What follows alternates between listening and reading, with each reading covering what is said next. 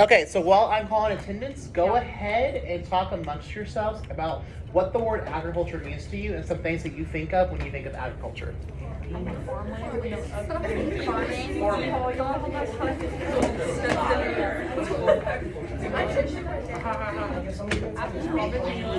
Farming.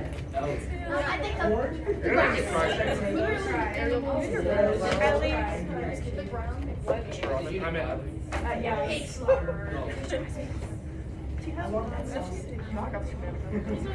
think raise your hand.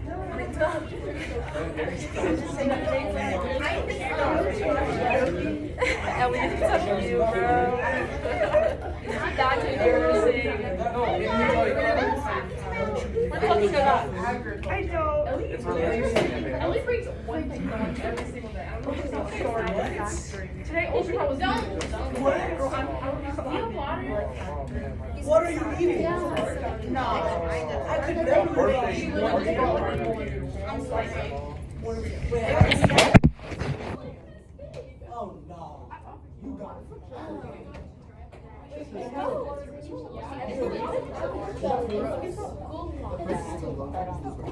it. You got the Doritos. Bananas. They're the only damn James, how about that? 14 years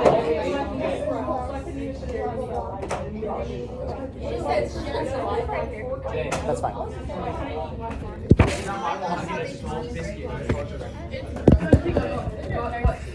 All right, everyone back together now. Back together. Everyone back in a row. No need to cluster. Okay, Jay, give me one thing you thought of when you thought of the word agriculture. Potatoes. Okay. Anyone else? Farming. Anyone else? Jeremiah? Plow. Ariel? Grass. Grass. My answer. Yes. Yeah. All of those. Brooklyn. Animals. Okay. All of those are great examples of agriculture. That's not And an this example. whole week really is talking about how we got from the first picture, which is a lot of. This is more early farming. As you can see, it's more focused on animal. Not a lot of technology involved, whereas our modern day agriculture systems, which has more focus on technology, more scientific and more technological advancements in the actual production of agriculture. So real quickly before we start, I do want to give a brief agenda for how this week's going to play out. So today and tomorrow is going to be lecture and an activity. So today we're going over the first and second agricultural revolution. The first is going to be a bit of a review because you kind of talked about it last week. Second should be absolutely new. Wednesday, we're talking about the Green Revolution, or the third agricultural revolution as it's commonly referred as. Thursday, we're going to do a group activity where you'll be working in a couple of groups, so that should be super fun. And on Friday, me and Mr. Settle both agreed that you all have not had a lot of exposure to FRQ questions. So on Friday, you'll have the whole period to work on a practice FRQ over what we talk about this week. And also, Unit 5 Agriculture has a tendency to be an FRQ question. What is FR? Free response question. Again, it should be easy. You'll have the whole period on Friday to do it. That's the only thing we'll be doing. James. Okay. I will not be present. I'll post it on Google Classroom if you just want to do it over the weekend. Over weekend? Yeah. I love working on the weekend. All right. What? I'll post it to Classroom on Friday morning, so you all will have access. I would say on Friday it's gonna be due at the end of class because it's the idea we're gonna try and time ourselves because you only have an hour and 15 minutes to do 3 FRQ questions. So the idea is you get the whole period to kind of do one, and it's due at the end of the day, at the end of the period, whatever you have. So if you want to make it accurate, I would just time yourself and just do an hour, and just try to get it done within an hour. This is going to be more participation based, but I want you all to have a look at how it's going to be like on your actual AP exam. Okay, so what this week we'll be doing is comparing and contrasting each revolution and how it has an impact on society, and also analyzing the pros and cons of each revolution and its impact on society. The cool thing about this unit and this week in general is a lot of stuff that has happened in the past, we can still feel the repercussions of those actions, both positive and negative. So, the first agricultural revolution, also known as the Neolithic Revolution. When I was out Thursday, I was doing my teacher certification exam, and they referred to this one as a Neolithic Revolution. So it can be referred to as both. This is going to be when humans go from hunter-gatherers. Can anyone remind me what a hunter-gatherer society looks like? Jeremiah? Yeah, they have to hunt their food, they have to go find their actual resources to survive on. From that point, this is moving to actual farming, actual domestication of plants and animals.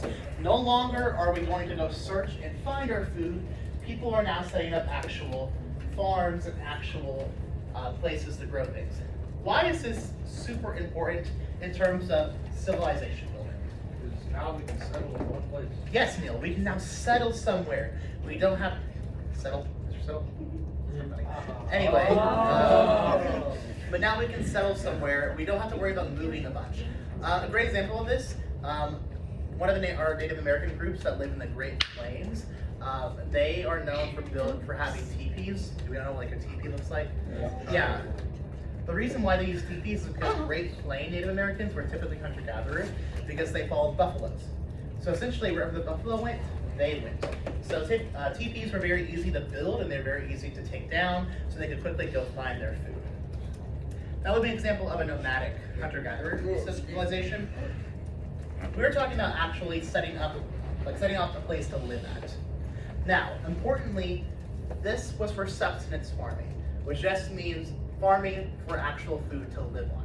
They're not farming to have a profit to sell something. They're farming because they need food to live.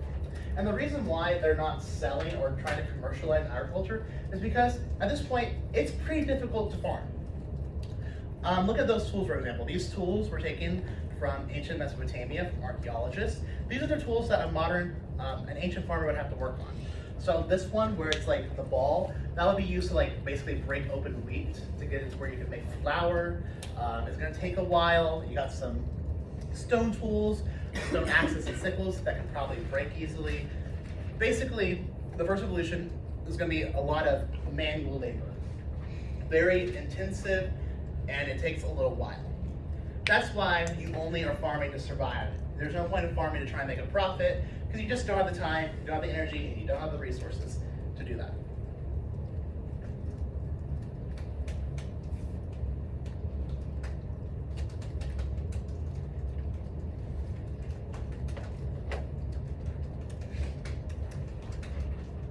They really need to like do it for money, I guess, or resources.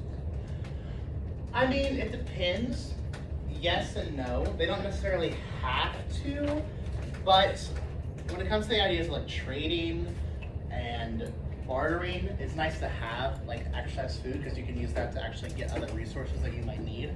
Especially when it comes to like being in a huge civilization where there's more advanced economics, more advanced trading. But if it's just you and your family and you live away from like the main society, you're like on the outskirts, you really don't need to have access. As long as you have food, you should be fine. Can I move forward? Yeah. Okay, so we talked about this earlier last week, but this is going to be kind of a review. So there really isn't a reason to write anything down, because we already took notes over this. But again, agricultural hearths are just a central birthplace or location where farming began at. These are going to be areas where the first revolution occurred at. So places like ancient Mesopotamia, the Mayan civilizations in Mexico and Central America, the Indus Valley civilization, all of those ancient civilizations are going to be called fertile crescent civilizations because they're usually located by fertile crescents. And fertile crescents are just areas near rivers and streams that help with making nutrients in the water and the soil. Okay, are we good with that? Backwards. So sorry. Okay, the second agricultural revolution. This is going to take place in 1750 in Great Britain. And this really comes out of the Industrial Revolution. Can anyone remind me, or does anyone know what the Industrial Revolution is? They started industrializing like factories. Yeah, so Industrial Revolution is kind of characterized by like larger factories and more advanced technologies. A lot of this stuff comes in like the spinning jenny, which makes it easier to do fabrics. And a lot of these technologies are just made to make life easier for workers. It also makes it easier to make more product and more surplus of supplies. So Yeah. wait, was it like the same from the first one to the second one for all that time? They were slowly moving towards the second one. Like as like human civilization went on, they found better resources, better supplies.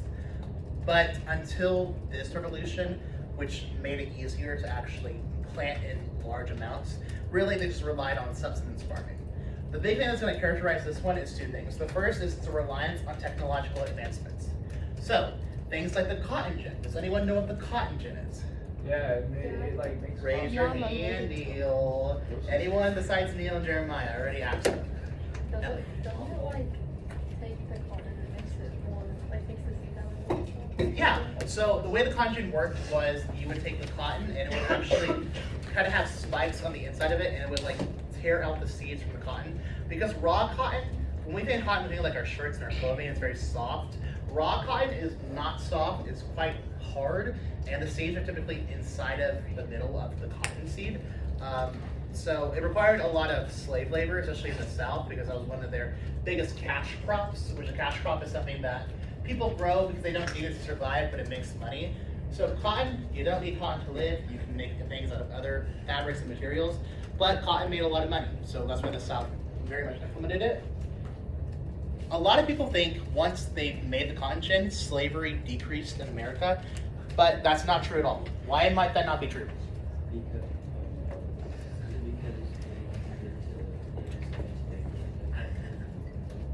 Yeah, they needed slaves to work the cotton gins, that's true. But that's not exactly the reason why it grew essentially from it. Yeah, so they had the cotton gin. They're making more money. It's quicker to actually pick cotton now. What are they gonna do with that more money? Spend it. They're gonna spend it doing what? What are they gonna do before they get more slaves? They're gonna buy more land. And then they're gonna plant more cotton. And then what do they need to now make more cotton gins? What do they need? They need more slave labor. So actually the direct opposite happened. Slavery boomed because of the cotton gin. Something like the steel plow that we kind of don't think much about. You know, it's like, oh, it's just a steel plow, whatever. It was a really big invention actually for the second revolution, because before then you had a lot of wooden tools, stone tools that kind of broke easily. They didn't do a good job at actually plowing the fields, especially during colder seasons where it was kind of harder to dig into the earth. Steel plows, you only really needed to buy a couple because they didn't break and they were super reliable, which means more money. They also were more efficient and better, more effective at actually tilling the land compared to wooden or stone plows. The last one I want to talk about is barbed wire. Thank you. Barbed wire. So, let's say you're a farmer and you kind of have a tiny fence and you're near like a bunch of animals. Well, those animals are going to come into your field, they're going to start eating your stuff, they're going to start walking all over your seeds, disrupting them, destroying your soil, destroying your crops. Oh, I got this new thing called barbed wire. I just got to string that up along my fence. Any kind of animals trying to get over that fence, they're going to cut themselves up. It's going to be awful for them. And all those animals, they're not going to bother you anymore. Which means less of a chance of their crops being destroyed by outside forces like animals. So all of those inventions helped greatly in sustaining higher yields of produce. And now, because they have higher yields, they can now start selling for a profit. So the other big thing that marks the second is going to be commercialization of agriculture. This is when we're selling for profit. No longer are we just planting because we need food. We're now planting because, hey, I can make money doing this. Now, something else that's really nice about that was before then, food was kind of pricey. You know, it was hard to come by. If you didn't grow it yourself, you had to go buy it. And because there wasn't a lot in like circulation in markets, it was pricey. And a lot of poorer people died early on in their lives from malnutrition or starvation because they didn't have access to food. But because we have higher yields, and because of the laws of supply and demand, since there's a higher supply, price is going to go down. And since price is going to go down, that means poor people have better access to it, which means they can eat better diets, which means they're going to live longer. And because of that, we're going to have a spike in population. The last thing that I want to talk about is because there was more technology circulating throughout that people could use to make farming easier, there was a tendency for farmers to start firing their workers and only keeping a few to work those machines. So let's say, for example, I'm a farmer, I have a huge farm, I have 50 workers. And for 50 workers, I had them because that was enough I made to actually make a profit. But I have a bunch of steel plows now. I have a bunch of machines that are gonna help me with farming. I don't need 50 workers anymore. I don't need 20. What's gonna happen to those 30 people? Those other 30? They get fired. They're gonna get fired. They don't like their job. They gotta go find a new job. They probably won't be able to feed their families. And it's not gonna be great for them. Can I go ahead? Yeah. Okay. The other big thing that came out of this, especially in Great Britain, was something called the enclosure movement. So before this movement, and really before the 1750s, land was public use. So if you had access to any land, unless you were like a really rich, like aristocrat or rich farmer, you really didn't have money to buy acres of land just for yourself. So a lot of that land was open to the public. And for a while, when they were just doing sustenance farming, that worked out because they only grew what they needed to survive. There was no competition between farmers for space. There was no like need to have that much space because you weren't going to be able to plant it effectively. But what just happened in this revolution? We have more technology. We have things that make it easier to farm. So now we want more land because now we want to make a profit. So what started happening was the government of Parliament enabled landowners to start purchasing and enclosing their land for private use. So they looked at farmers who had access to better technology and said, hey, why don't you have all this land? And they looked at another farmer who had that, and they said, hey, here's some more land. And eventually, all the land is going to get enclosed for private use, and the poor farmers who can't afford to have those technological advancements and those technological devices, they're going to have nowhere to farm.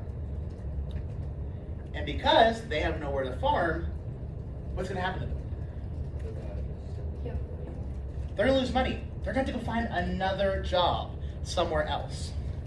Well, lucky for them, the Industrial Revolution brought on urbanization. So, kind of this collaboration between this movement that happened during the Agricultural Revolution and then the Industrial Revolution in general created something called urbanization, which is when a mass migration from the countryside to cities. Why was there migration to the cities? Anyone? More jobs. More jobs? Yeah, that's exactly it. Because there's all these brand new factories that need people to start working there, these poor farmers are going to have to start moving into the cities, move their families there, because that's the only place that they're going to have access to jobs. Now, unfortunately for them, factory life was not fun. It was very gruesome, very violent, depending on where they worked. And before the progressive movement, working conditions were awful, pay was minimal, it was a rough life.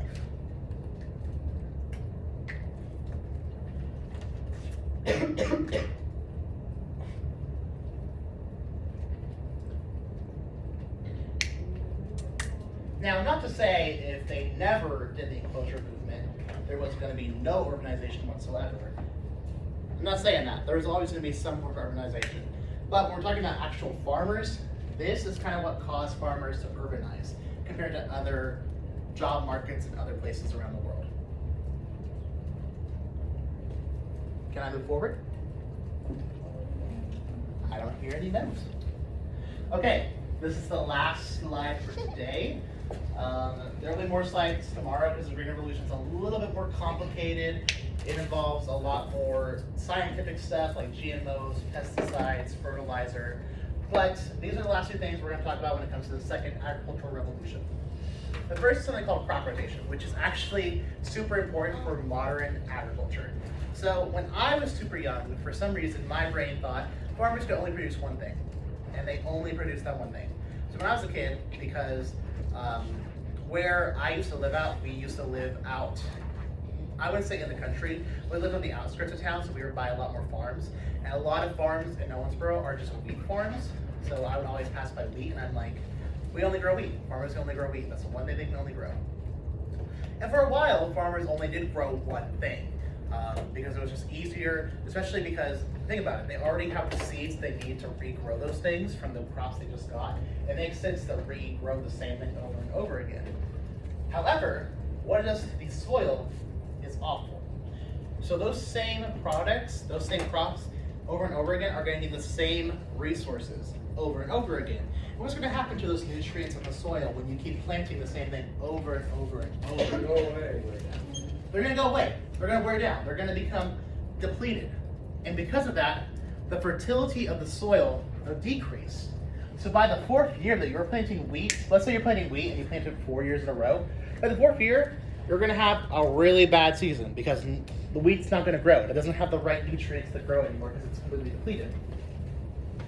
But because during the second revolution, people had access to larger plots of land, people started to diversify what they made. So there would be one section with wheat, one section with like tomatoes, one section with cabbages, one section with green beans. And what would happen is they would rotate what section they would grow certain crops. And because they rotated that, those crops needed different nutrients. So over time, the original product could be regrown in the same plot because those nutrients got refilled over time. So let's say year one, I plant wheat.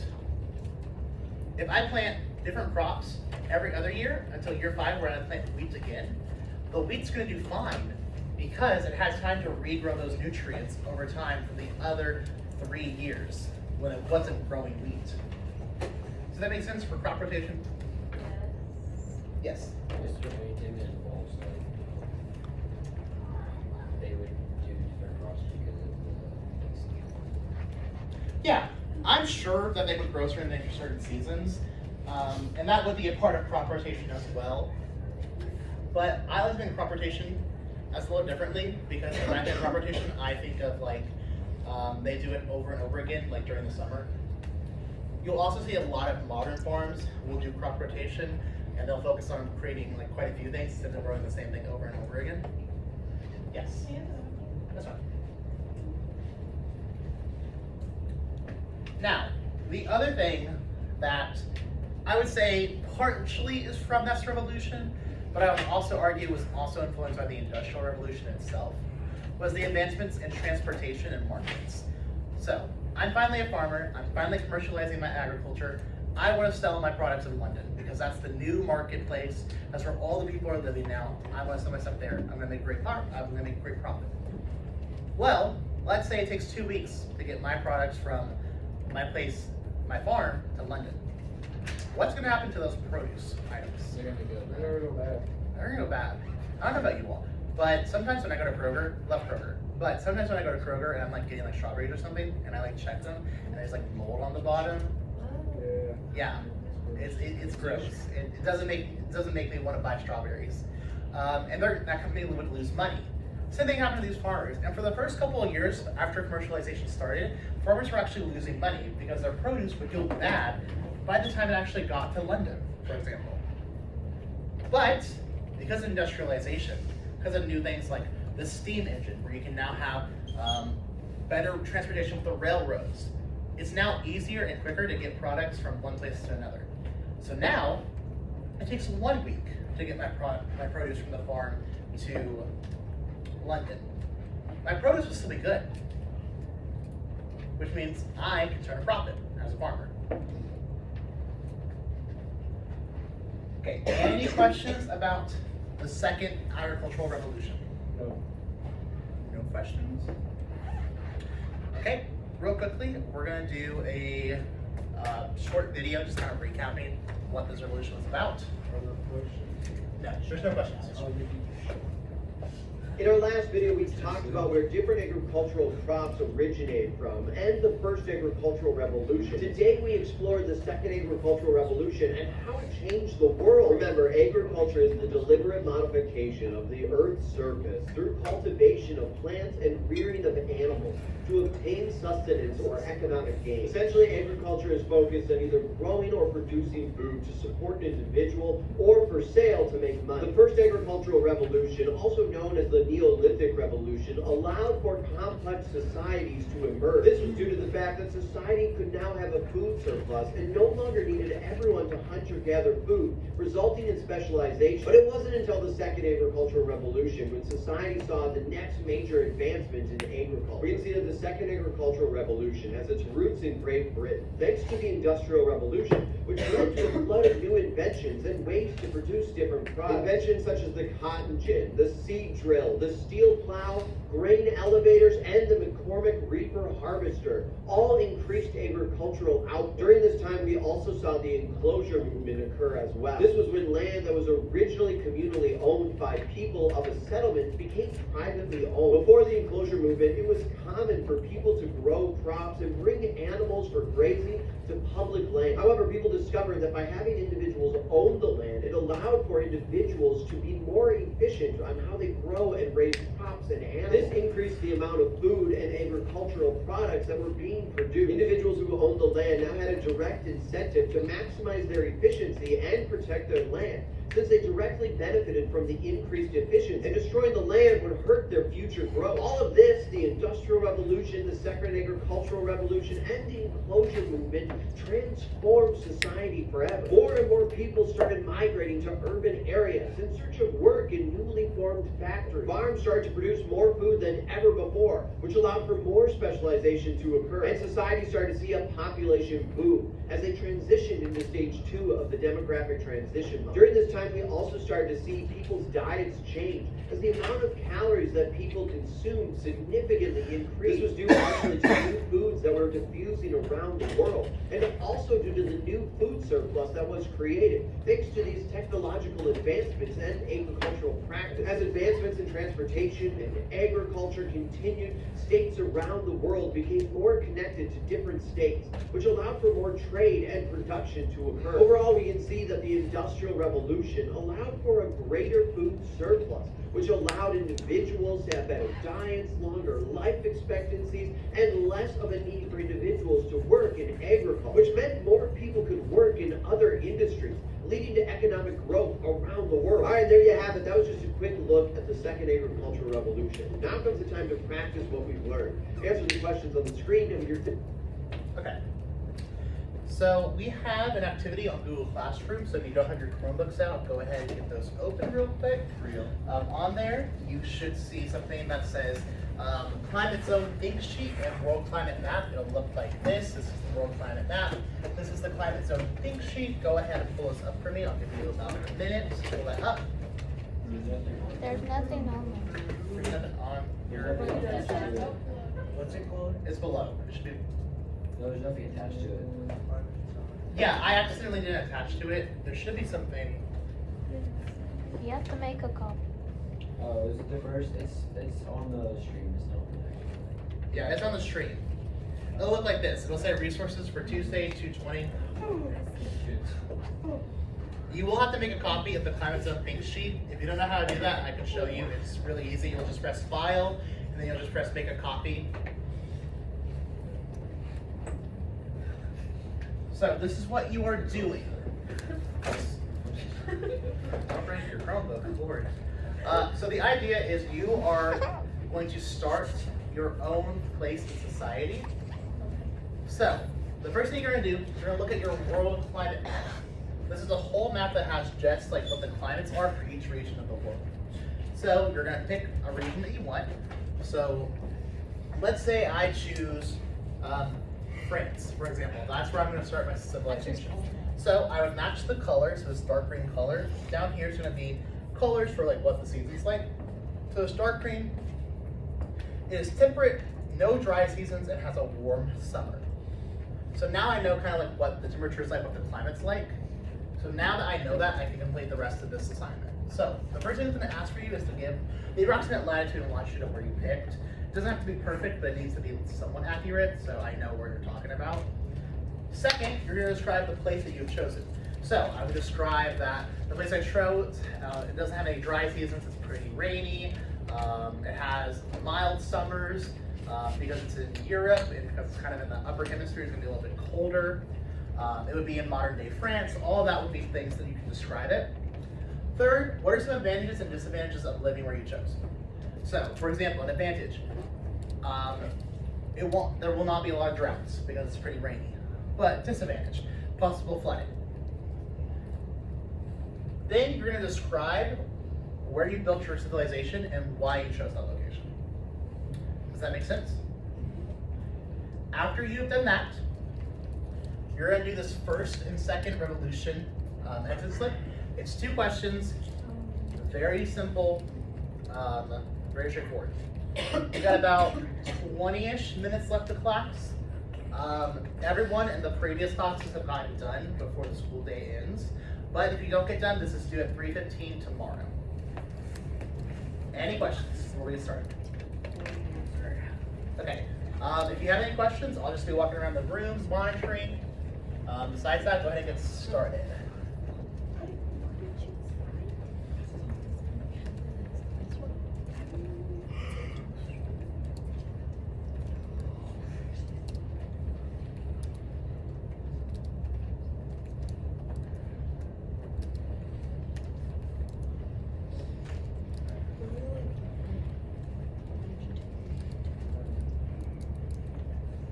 Yes.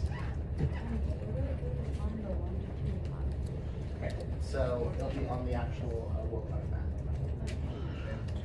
Okay, remember, longitude is going to be up and down, latitude is going to be left and right. Someone in the last class said when she thinks of latitude, she thinks of like fatitude. So like the waist of what something would be.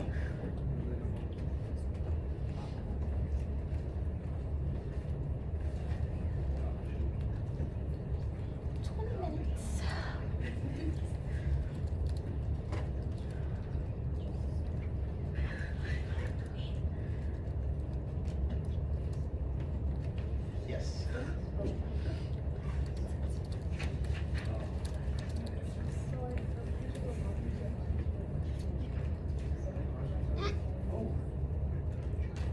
It fell in my mouth. Yeah. As long as it's not something like super crazy that's not right at all, I'll take it.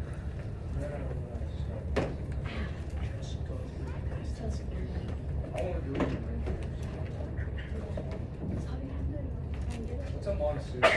A monsoon. Yeah, what's a tropical? So monsoons are kind of like tropical storms, except they bring sediments and stuff to like the actual land. So when we think of like tropical storms and stuff, we think of like damage. But monsoons are actually healthy for the environment because it actually brings in sediments and stuff that they need to actually plant in the soil. Do we have to have a different color for our answers? It'd be nice, but you don't have to. Just kidding.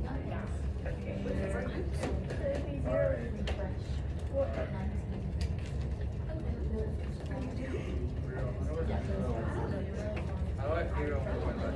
I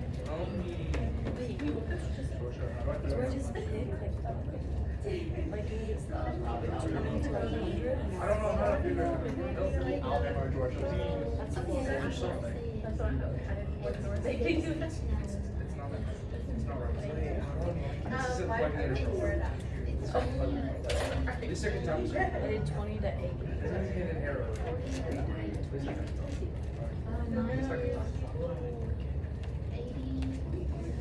Dude, this inside. I told you. Wait, what is this way? I we figure out the longitude. I'm confused. Yeah, but like it's not there. Yes, it is. Oh wow. Mr. Robinson? There. Because it's a monsoon.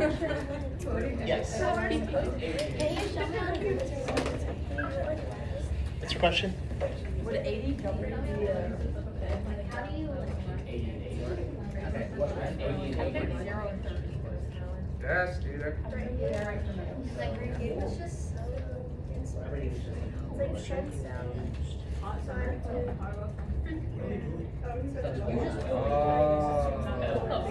you. What's the Tropic of Cancer? Doing hot girl summer. Okay, so You have a summer Wait. thing. Yeah. I didn't know. It's autistic girls. At At least let me. You splat over. Pick the country first. Okay. If you pick the country and then find the coordinates based off that, that'll be a lot easier.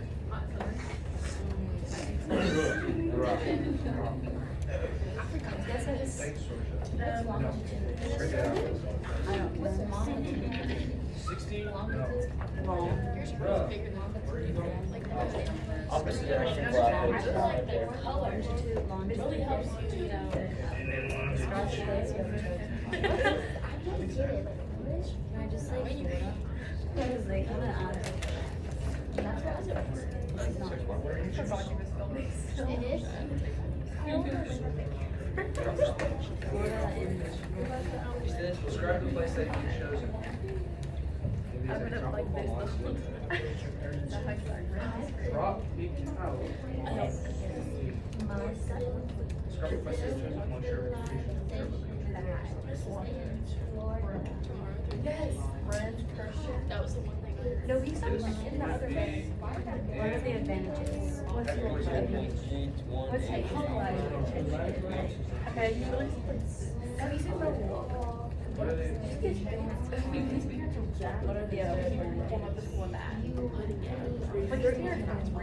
Oh, no, that's Brazil. Yes, they are. He's got like his instruments at his house, and like they're all his own. Wait, Like his. What are you talking about? Miller? He's rich? I don't know. Brandon Miller? okay, disadvantages. Yeah. It's one No, he's a He junior. has short hair. He's like 5'8". Oh, no, you're thinking about blonde. Wait, how do you know he's rich? Right. Bring it back into the second. Not the rich junior. We can talk about the rich junior outside of the. He owns a farm with his food. Every day. Right. Real. Expensive fields. Hey, what does Fortnite gotta do with You it? play Fortnite? No. You know. It's on that side. Every Strawberry. What's your rank? Send me that account. What's my rank? Then what do you play? FNCS Cup is coming up. I do Come on. That's the FNCS Cup. You can make $20. I'm gold too. It makes it feel better. Real, what's your size? This part, and then do I have to do the same thing? We'll just say watch this. You got the high school. No, I tried to. I never see what country it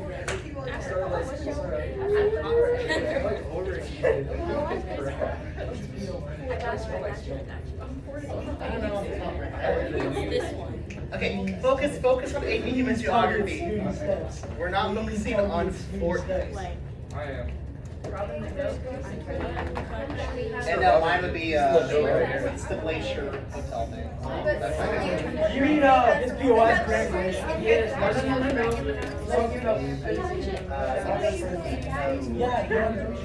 no, that's Oscar's. That does not that's on the West Coast. They are the far west. Where we live the house is big. I got lost in Lavish Lair. Lavender, that's just POI. POS Lavish Lair. But is it with No. So it is Grand Glacier. It's Grand Glacier. Yeah, it's Grand Glacier.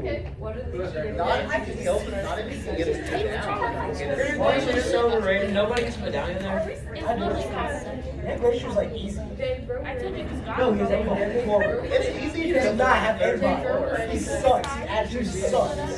Once he sucks, he's Right. We landed it. What we landed? You ready for this? We landed. If you go 30 degrees up from the top left of the map, you'll see. No, it's not right. It's Oh, top that'd right. be reals. No, that person did. If you go to the top right, Here, I'll tell you what my least favorite place to land is. It's right here. Me too, twin. I hate that place. It's horrible. I love spinning steps, so that's pretty tough. Well, I gotta accept. Ellie, you're making me miss my longitudinal line. You should. Do your work. We know it, so. We just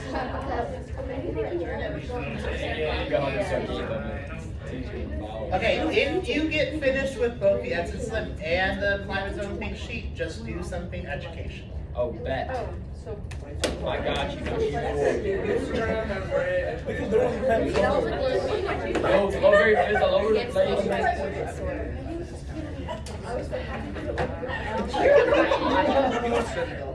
He told us that when we were raised. No, not even what I did. Yo! No, not even what I did. What I said is actually hilarious. You don't understand.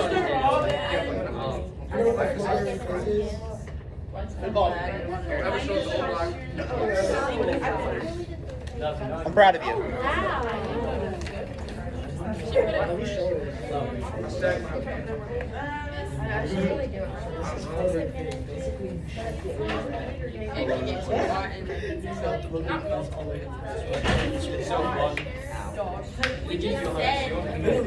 This is how it goes.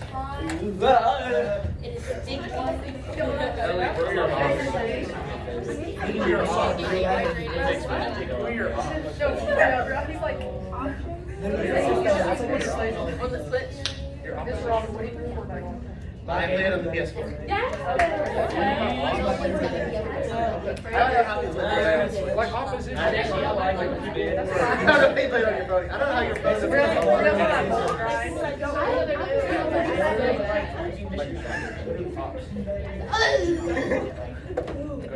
Kuga is like so. Gus is your all. I just should explain it opposite. What is it? Wait, Gus is your all? Oh, yeah, I know. This is our opposite. He said people. Yeah, like, your all. That's not, are you gonna do it? Gus is it all? You're in my, I don't You guys made something to class. I have two more. Please get the climate zone pink sheet done in the exit slip. I got two more questions. I got you. You got your Gus does You have no. Did I? Disassociate from Fortnite for a second. My bad. I have two reviews. Being called Robinson and Robbins. Because neither are right. Because neither are right. Because people always think it's Robbins. It's just Robin. Yeah, like Robin. Like Robin. That's just caution.